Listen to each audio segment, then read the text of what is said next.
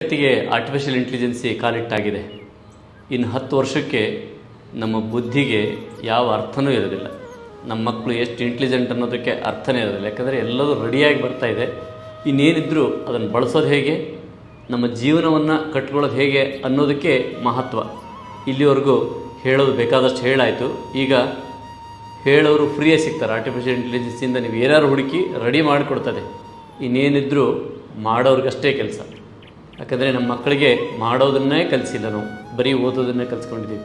ತುಂಬ important ಆಗಿರ್ತಕ್ಕಂತಹ success synopsis ಅನ್ನುವಂತಹ ಒಂದು ಬೇಸಿಗೆ ಶಿಬಿರಕ್ಕೆ ನಿಮ್ಮ ಮಕ್ಕಳನ್ನ ಜಾಯಿನ್ ಮಾಡಿ.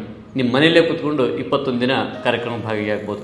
ಇಲ್ಲಿ ದೊಡ್ಡ ಸಾಧಕರು, ಮಹಾತ್ಮರು, ದೊಡ್ಡ ಅನುಭಾವಿಗಳು, ತಾವು ಕೆಲಸವನ್ನು ಮಾಡಿ ಗೆದ್ದಂಥವರು ಗೆಲುವು ಹೇಗಿರ್ತದೆ, ಗೆಲುವನ್ನು ಹೇಗೆ ತಗೋಬೇಕು ಅಂತ ಹೇಳ್ತಾರೆ.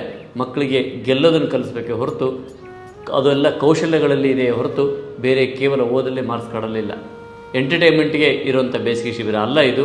ಇದು ಜೀವನಕ್ಕೆ ಅತ್ಯಂತ ಅವಶ್ಯಕ ಇರುವಂಥದ್ದು. ತಾವೆಲ್ಲರೂ ಪೇರೆಂಟ್ಸ್ ಸಮೇತ ಸಕ್ಸಸ್ ಸಿನಾಪ್ಸಿಸ್ ಅನ್ನುವಂತಹ ಶಿಬಿರಕ್ಕೆ ಜಾಯಿನ್ ಆಗಿ. 12 ವರ್ಷದಿಂದ 20 ವರ್ಷದ ಮಕ್ಕಳು, 12 ವರ್ಷಕ್ಕಿಂತ ಒಳಗಿರುವಂಥ ಮಕ್ಕಳಿಗೆ ಕಷ್ಟ ಆಗುತ್ತೆ ಹೇಳೋವಂಥದ್ದು. ಹಾಗಾಗಿ 12 ವರ್ಷದ ಮೇಲೆ 20 ವರ್ಷದ ಒಳಗಿನ ಮಕ್ಕಳಿಗೆ ಜಾಯಿನ್ ಮಾಡಿ. ನಿಮ್ಮ ಮಕ್ಕಳು ಗೆಲ್ಲೋದನ್ನು ನೀವೇ ಕಣ್ಣಾರ ನೋಡ್ತೀರಾ.